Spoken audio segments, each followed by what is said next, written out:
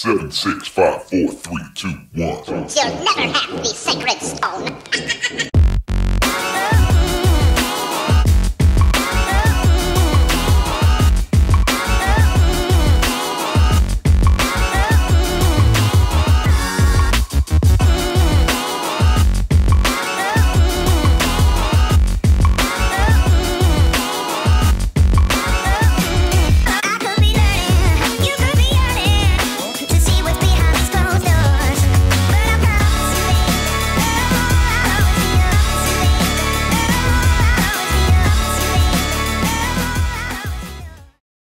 All right, and welcome to the Vegas Squares Podcast Golf Betting Edition. We are back.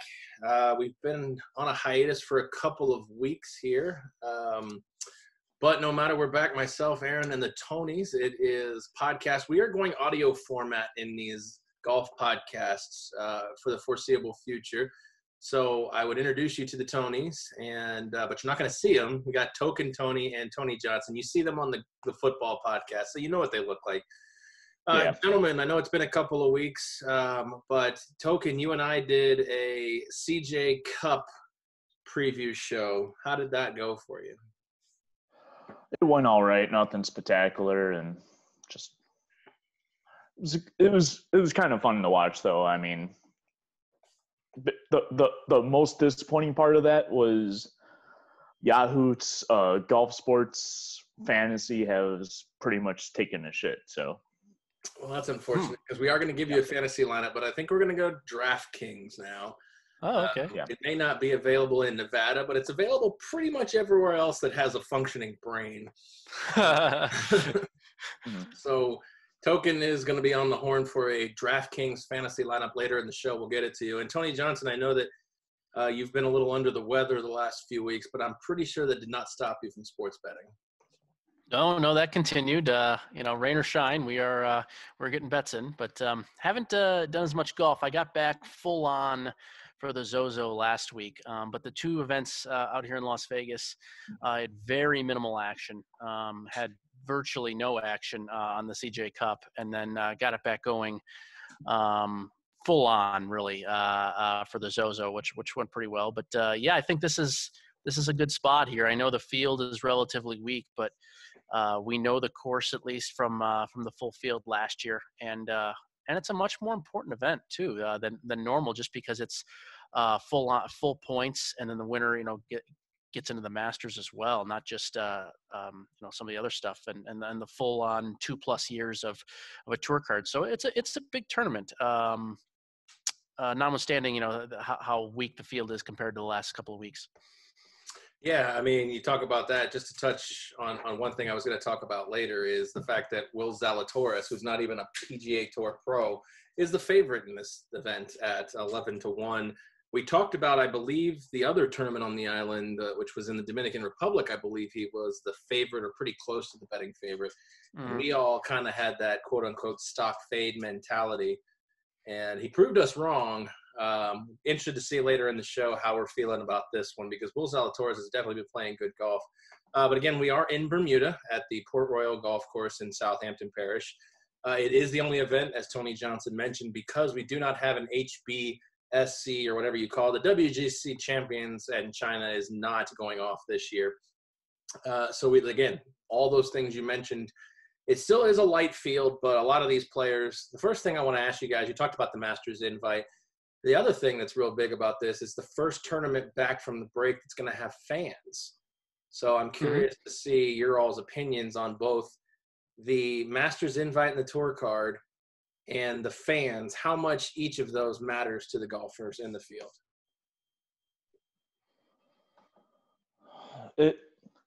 Some of the golfers are negative about it, and some of them are excited to go back. It really depends on what kind of golfer you are. If you're fueled by other people kind of cheering and rooting you on, you get your energy because of that, it's definitely going to help you. Some are nervous just because of the health. I mean, I think Phil was one that came out and said was like weeks before the Masters, this could not be good for the Masters. I mean, so.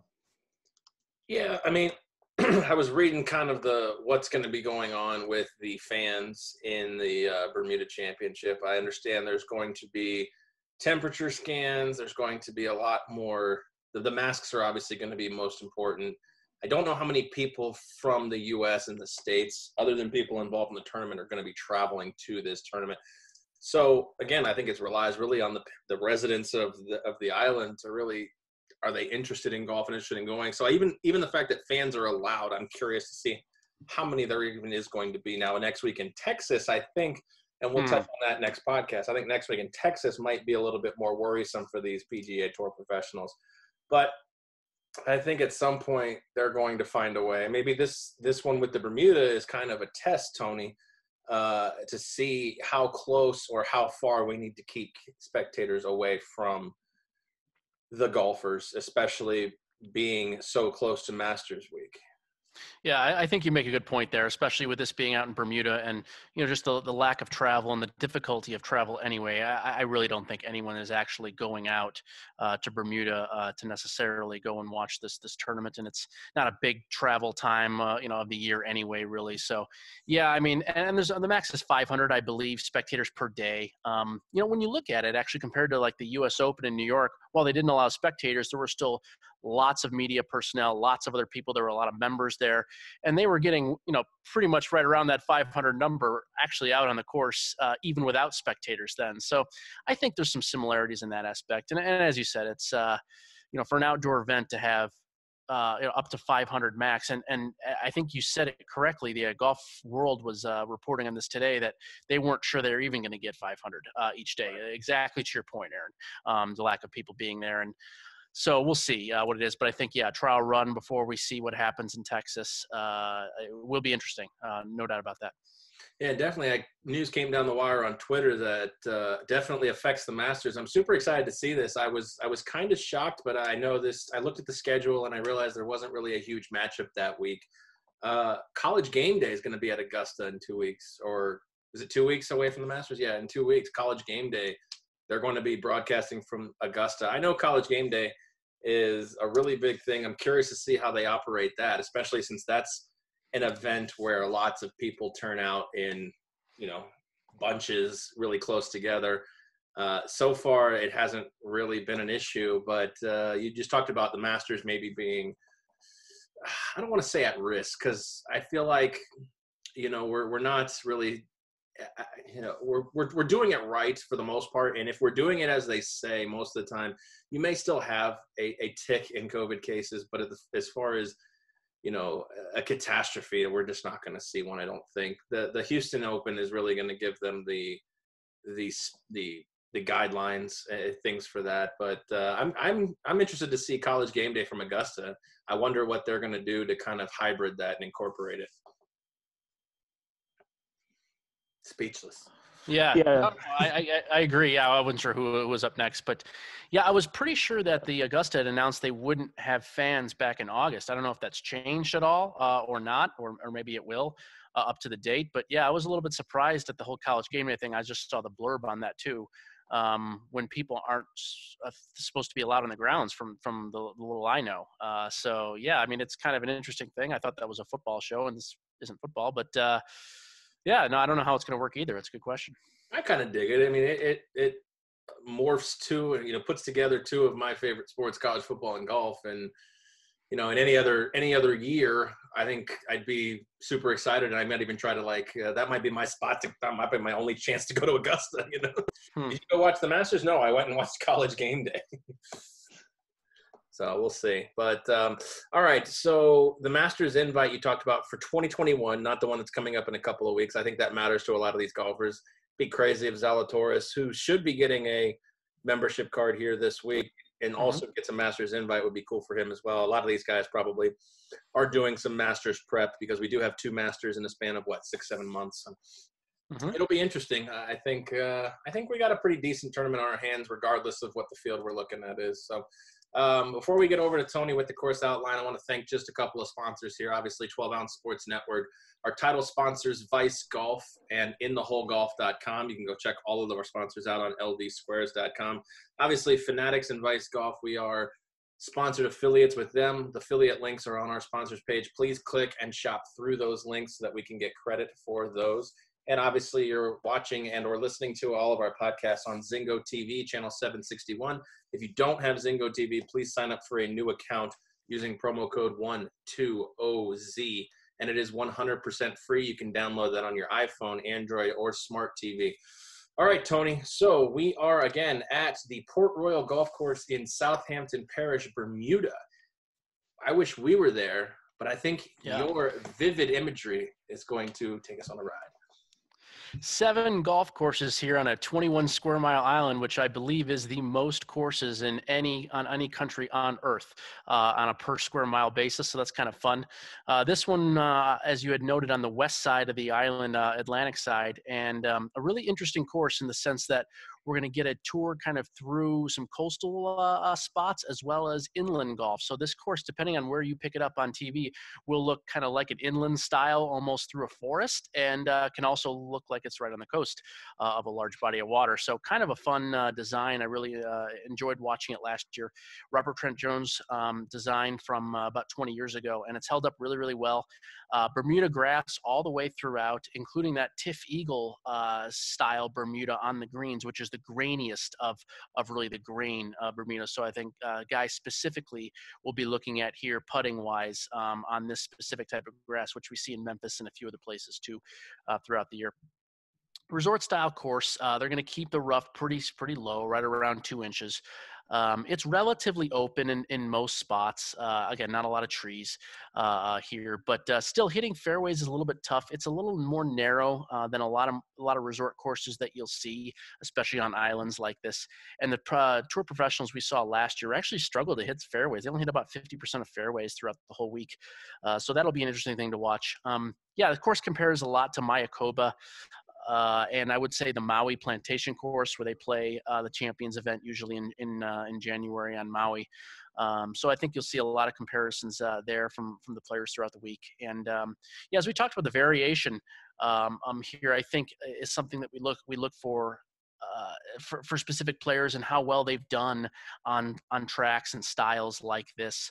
I went back through the last 3 or 4 years and really took a look at some guys that have done very, very well on courses like Mayakoba, like Maui, where you can play along the coast on one side and then all of a sudden you're inland, hitting through a grove of trees, in one spot. It's really kind of a fascinating thing.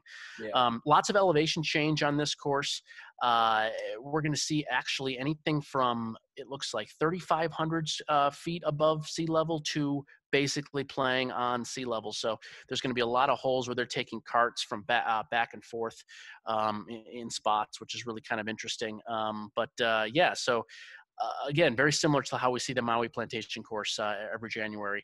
Cross bunkering here, even though it's a short course, 6,828 yards, par 71, but a lot of cross bunkering. So actually driver has to be out of the hands very, very often. Otherwise you risk getting into some bad spots in bunkers. So I think what we're looking at is a lot of shorter hitters. We saw Brendan Todd win this thing last year. The premier short hitter, short accurate guy pretty much out there playing it. And I don't think that's a shocker either. Guys like Brian Gay, Ryan Armour also finished near the top last year. I think you're going to see a lot more players like that as this year unfolds as well. 2 things to note importantly with length of holes. There are 3 par 3s over 210 yards, 2 of those 230 or more. So I took specific looking to how guys have done on par 3s, 225 to 250 throughout the last couple of years. And then there are also the 3 par 5s are all very, very short, a couple about 515 or less, and then the other one's about 540. So I did take a look at guys that play well on shorter par 5s as well here. Greens will be slow, about 10.5 in the stimp meter, but we talked about those Tiff Eagle style Bermuda greens and look specifically for players like that. So that's where I'm at, and that's what the course will look like this week. That is incredible. I love it every time you basically take us to the course, because I don't have any plans to go to the Bermuda, the Southampton Parish side of Bermuda. So anytime you can deep dive, and then add the other courses in Hawaii, which I plan to play one day. So kudos to you, sir.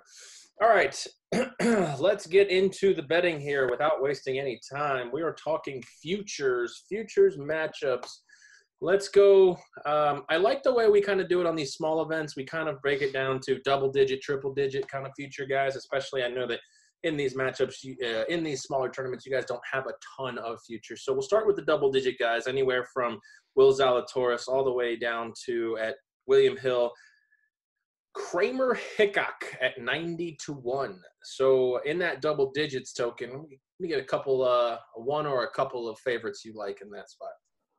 I have two that I kind of have a lean on, just not sure if I'll fire on them. One is Patrick Rogers at 50-1. In this type of field, I think he does have a little upper edge, especially on that 50-1 number. Normally in a realistic tournament, he's right around the 80 to 101 measure, but not a strong field this week. It almost seems like on Bermuda he does a little better too. So, and then another one to mention for me is Troy Merritt at 80-1. I like his style, especially for this course. So, definitely one to look out for that on that range. Haven't bet either. If I had to pick one of the two, it would be Troy Merritt at 80-1, just because a little extra value. And Tony, who do you like in this double-digit futures odds bracket? Yeah, I agree. There was one of these guys I was focused on, but he's facing Troy Merritt in a matchup bet, and it was one of those things that I quickly avoided because Troy Merritt actually almost made my card as well. I like Troy Merritt a lot, especially at higher elevation courses. You know, we know he lives in Idaho in the off season. I think it's actually a pretty decent spot for Troy Merritt as well. I agree, but yeah, for me, these are three I actually already bet, and I bet them all on William Hill too. Kind of funny enough, it hardly ever works like that, but all three lines have moved too, which makes me feel at least slightly better about the early action. But the first one is Doc Redman, which he opened at 28 at William Hill. He's currently now sitting at 25, which I think you can pretty much find everywhere else. Doc is just a guy that's been just humming. I think there's really no other way to describe it. Since the restart, he's got 6 top 10s throughout really anyway that early part of the restart up until this now new season, if you will. It was solid here last year as well, really kind of faded down the stretch in the 4th round, but does very, very well in island style golf. Grew up in the South, is a better putter on Bermuda greens. And I just think a guy like, that's just really firing on all cylinders is a guy I kind of want in a lighter field here. And even at 28-1, which looks a little bit light, I actually think is one of the better values here, especially in the lower end. And then 2 other guys have moved quite a bit. I was actually a little bit surprised at where they opened. First one we'll go with is Wesley Bryan, who actually opened at 90-1 here at Will Hill. Probably should have texted you guys about that one because I thought that was going to probably come down. And he's come way, way down. I think the last time I looked, he's 40-1. Yeah, so you can even get some better numbers elsewhere. He's a 60-1 at Westgate and a few other places too. But yeah, Wesley Bryan, I mean, this is just kind of tailor-made for him. He's a Bermuda guy, grew up in the Carolinas, as we know. He's also not a very long hitter, but incredibly accurate with wedges and all the way up through probably 6-7 irons. So short course here, driver has to actually come out of the hand a bunch of times. I just really think this is a great spot. He's been playing well, and really kind of come into his own here after the really bad wrist injury that he had before. But he said he's been feeling pretty much 100%. And I'm looking out for Wesley Bryan here, who's playing on an injury, major medical, and does need points to be able to retain his card. So I know he's extremely motivated and picking his spots very carefully as well this season. And the third guy I have is Matt Jones of Australia, who opened at 125 and 100, and actually in a couple other spots. He's come down to, I want to say it was like 80-1, I believe, the last I saw on William Hill. He's a flyer, really, more than anything else. Aussie, it's been around a while. He was in the top 50 in the world, back 10 plus years ago, and is really starting to come back a little bit. His short game left him for a long time, but he's actually now in the top 30 or 40 and all around in and around the greens, not only from this early part of this season, but he actually finished really well last season. Another great island type of player, grew up on this exact type of grass in his native Australia. He's on the western side of Australia, so he's used to the wind. He's used to kind of the crazy conditions, and one of the things I forgot to bring up actually from earlier is that we're going to see some crazy conditions here. Thursday, it looks like it's going to be relatively normal and benign, whereas Friday, it gets crazy with heavy winds, 30 plus gusts.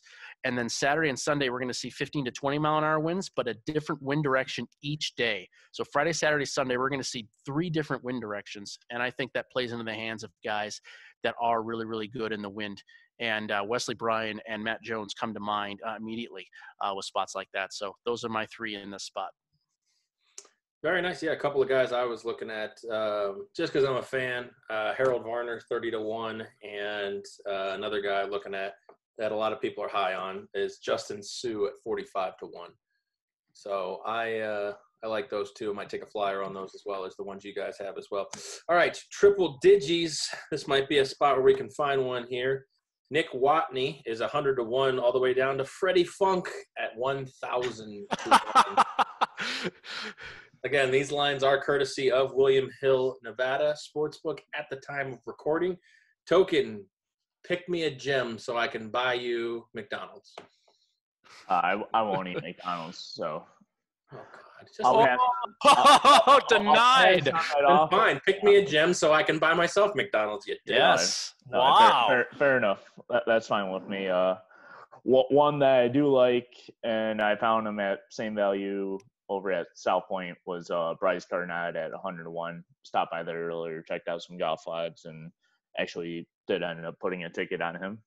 Same value, 100-1. I just like his style. In the weaker fields, just something about him just kind of shines. And I think this might be the week for him to finally make it on the top. So if he does, excellent. So, and then a tip the cap to me, somebody Yes. It has to come out this every title your sex tape. Yeah. It's great stuff. It's to come out. Yeah. Jamie Love Mark. Speaking of love marks. It's 225. I love it. It can't go better than that. I mean, no, Definitely not. Reach for a dream, and if he hits, you're golden. So it's fair. Yeah, I got a few guys here as well. I actually have a 3-pack, just like kind of in the earlier spot. Although I wanted to start out because all 3 of these guys are going to fit sort of this idea that I had. I decided that I kind of wanted to go after some back 9 starters on Thursday. The way the course sets up, there's a lot more of the easier holes are actually in the front 9, including the 2 par 5s versus only 1 on the back 9. And so I think guys easing into the round and then being able to get at those easier holes on Thursday when the weather is benign, I think you're going to see the lower scores then from those guys. So I think if you can get on a run, especially on Thursday, and then have to try to hang on really the last 3 days more so than anything else. Hang on is a wrong term. There's still going to be a lot of birdies hit. It's not that difficult of a course, but I was really kind of excited about maybe trying to find some back 9 starters. So all 3 of these guys actually do start on the back 9 tomorrow, and I'll just read off their odds here, and I like them for a variety of reasons. Will Gordon, we're going to go back with Will Gordon here at 100-1. He's finally got his card. We talked about that. I think he really rose to the occasion then, and now we got a new season and we got to do it all over again. And Will Gordon is especially a guy who again grew up in these type of spotty type grass and has played well in his limited time here in the PGA Tour. He's actually done quite well in spots like this. He's 3 for 3 on cuts made on island courses. And I think he should set up really, really well, especially starting in the back 9. 2 others here that are both listed at 125 on Will Hill. But again, if you shop around, especially offshore, I think you can find a little bit higher. Are Kiradesh Barnrat and Ryan Armour. Both listed at 125. Multiple reasons, really, I like both of these guys. Afi Barnrat, again, where he grew up in his native Thailand, mostly Bermuda grass out there. His best results, both on the European Tour and actually his limited time on the PGA Tour, have been on these island type of tracks in these limited fields. He hasn't been playing well these last 6 months or so, which is why his odds have dropped so far. But again, I'm going to take a flyer here, especially when you get over 100-1 on a guy that can be this good. I think there's a spot. And then Ryan Armour finished 8th here last year. He's another shorter hitter that really gets it done extremely well in the wind. He's got a lower ball flight, and he's just got a really nice record on courses and in spots like this. He's not a guy you really want to be backing all that often, but I think at 125 to 1, it's worthwhile. Fair enough. Yeah, one guy I've looked, and I've already put in a bet at MyBookie. Remember, MyBookie also sponsors all of the 12-ounce sports shows. If you want to get an account with them, use promo code 120ZSports, and they do a 100% deposit match bonus. At William Hill, I put him in as a futures bet, and I got him at MyBookie to finish in the top 20. Is Camilo Villegas at 201 to finish as the winner. So I'm hoping for good results. I think actually if he can get back on track, he could really be there on Sunday. And he plays kind of into that weather-filled wind. I'm kind of curious to see what the wind does on Friday, Saturday, Sunday. I don't know if I'll be watching Friday, but Saturday and Sunday I'll be keeping an eye on this one. So it'll be interesting. Maybe the bets will come after 2 rounds as well, because I think that might be a spot. Well, there's a lot of matchup bets or each round where you could really find some value here. And obviously if we could get some plays, we'll tweet them out at Vegas. I agree. You can keep track there as well. Speaking of matchup bets for tournaments at this point, Token, where are we at with matchups and props? How you feeling? You've been rocking this in 2020, so I want to see this trend. Yeah, I've got a few, but a little light action compared to normal for the bigger and more dominant kind of field compared to this Bermuda Championship that we have this week. I'll name off the 3 that I have. I have Maverick McNeely over Aaron Wise at -105. If I was handicapping that, I was thinking Maverick should have been more of a favorite, almost flip-flopped over Aaron Wise in this spot, more like the -115. So I like the little value on that. Charlie Hoffman over Stuart Sink, -115. I actually thought this would have been closer to 140. If it was even close to that, it would have been no play for me, but only -115. I really like that play. And then my last one is Cameron Tringali over Peter Molinari?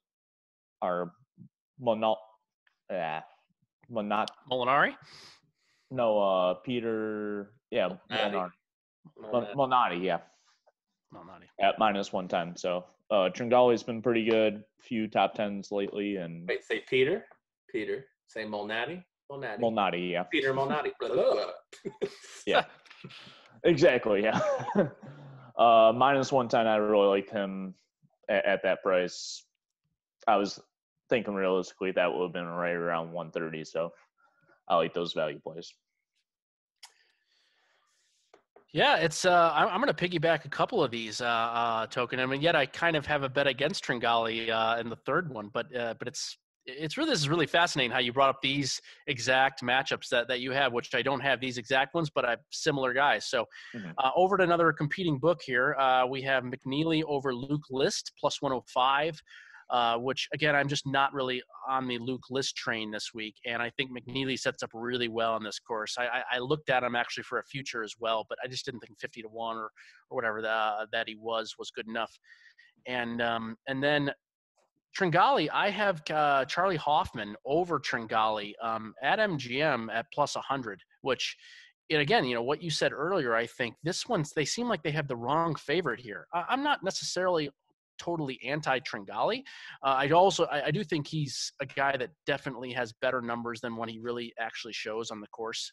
He's more of a numbers player, it seems like, than actually going low and competing late, and he tends to fade on Sundays. But Charlie Hoffman makes a ton of sense here, and especially we talk about this wind as it picks up from Friday through Sunday. He is one of the better wind players on the entire tour. I mean, and that's really no joke. He's incredibly good in windy conditions. So yeah, I mean, I really like the Hoffman +100 over Tringali. And I'll just reel off these others that are pretty quickly here since I have 3 others. Brian Stewart over Chesson Hadley. Stewart -120. Again, great win player and a shorter hitter. I think he makes a lot of sense. Will Gordon over Hudson Swafford. Swafford did win 3 or 4 weeks back on an island venue, but has since not played well at all. And I think this really sets up well for Will Gordon. Open at 125. Now he's -130. I'd still bet it even at -130. I do think that's a great spot. thought. And then one I can't really recommend, but I already bet, and I guess we are just talking about the ones that we've already made, is Scott Piercy over Padraig Harrington. Again, I got him when he opened at minus 115. He's now minus 140 here on Willie Hill, and that does seem like it might be a bit too heavy now. I'm not sure if I'd endorse minus 140, but a bet did get in there, so there's that. And then the one I'm considering here is Doc Redman over Will Zalatoris at plus 140. And, fading Will Zalatoris is not necessarily something I really want to get into and be doing all that often, but it just seems like plus 140 for a player like Doc Redman is tough to say no, but still considering that one, but haven't actually fired. I mean, how many weeks did we do that where we faded Will Zalatoris? It's not some side. It's Especially like with Burns, Mahomes and Tom Brady. It's not a side I want to be against. I understand. You're right. I'll lose with Brady and Mahomes, but I don't want to be against them. Sure. So, all right. Okay. All right, Token. It's your DFS time here, my friend. We're switching gears again. I'm ready for it this week. We're going over to the DraftKings again because Yahoo has definitely not been up to par with the different daily fantasy sites, which is unfortunate because, I know that obviously it's not a big thing for them and it is a big thing for DraftKings, but you'd like to be able to have competition and all of them be kind of at the same level. Anyways, I don't want to get into the deep dive on that one again, but the DFS matchup brought to you by InTheHoleGolf.com. So, all right, let's bring it.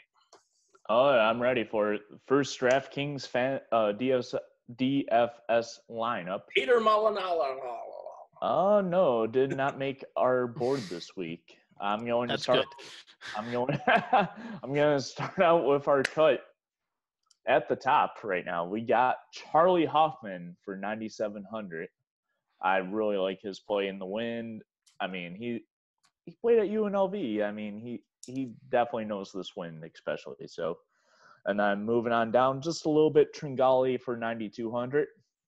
Very, very consistent golfer as of late, and I think he's got enough in this to make a decent crack at it. So, next golfer we have Maverick McNeely at 8,300.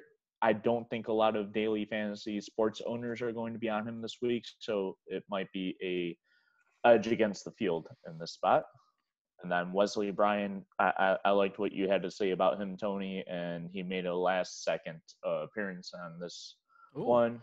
Exciting. And then we got the winner this week, though, coming on number 5 on our lineup is Bryce Garnett at $7,200. Wow, calling your shot. I like it. Yeah, and then bringing up the rear, we got Jamie Lovemark for 6,300. Another player that nobody's really going to be on, and you're going to be able to gain the edge against the field. Remaining salary of 1,500. Basement dweller is what he is, a basement dweller. And if he does well, you gain an edge. I didn't catch the cost of any of the last 3 guys. Okay, so we got Wesley Bryan for 7,800, Bryce Garnett at 7,200, and Jamie Lovemark at 6,300. The basement. Leaving 1,500 out there. The statisticians would not be pleased with this lineup token, although I am supporting your lineup, though.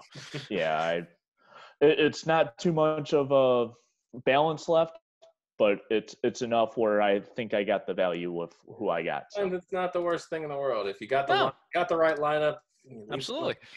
Perfect lineup sometimes could be 2,000 remaining. So. Of course, absolutely. All right, the other tours. We've got some action. Anything going on with you guys at the other tours this week? Yes. Me and Tony were talking about it while you were grabbing some water or something right before we started airing. We both have some Champions Tour action. I took a flyer for the Champions Tour this week, and that is Paul Goydos at 125-1.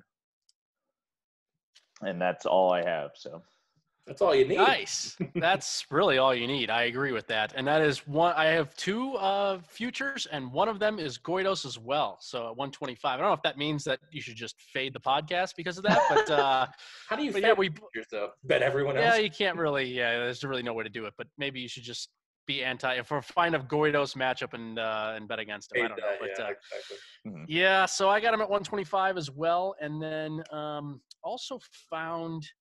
I want to say I have lost the name now, but it was another guy at 125 to 1. I apologize for not having this up, but also had a couple of matchups here. Kenny Perry over VJ Singh. Kenny Perry minus 120 over at Westgate. That just made a lot of sense in the sense that I don't really – this is a draw-heavy course, first of all. So it looks like there's a lot of holes that go right to left, and Kenny Perry is a pure-on right-to-left ball striker through and through and can't actually really do anything else. So I just think it's a good enough spot there. And VJ has been very hit or miss, mostly miss over the last 6 months. He actually hasn't been playing all that well. So really just didn't find a good enough spot going there. But, oh, yeah, sorry. I did actually write it down over here. My other guy was Tom Lehman. I actually got him at 150 to 1. I think he is 151. Yes, he's 151 over here at Will Hill. And, again, just right to left ball striker through and through, and really the only, I think, spot that makes any sense. I know Lehman hasn't been playing all that well this year, but I thought it was enough of a draw, and that's it. I mean, there was another couple of matchups I'll look at here a little bit more closely, but the only one that I did bet was Kenny Perry over VJ Singh. All right, fair enough. That's going to wrap up our podcast for the Bermuda Championship here. And we want to thank, obviously, all of our sponsors. We thanked some at the beginning of the show. They've been scrolling across the bottom of the screen if you're watching us on Zingo TV. I want to thank the last of the sponsors here, Wicked Cuts Jerky, DC4L Custom Tees, Pro-Am Customizations, and, of course, ChaiPoker.com. Please go support all of our sponsors at lvsquares.com. Please click the sponsorship tab. Please click the affiliated – it's definitely of the utmost importance to click the affiliated links, because that way they know that our podcast is sending them some customers. And we appreciate you guys listening. We appreciate you guys tuning in. Appreciate you guys interacting and engaging with us on Twitter at Vegas Squares. For Token Tony, for Tony Johnson, I am Aaron. We appreciate you listening and watching. We will catch you this weekend for our NFL picks as Tony Johnson and I look to get out of the gutter. Yeah. We'll see you next time. Good luck on your bets.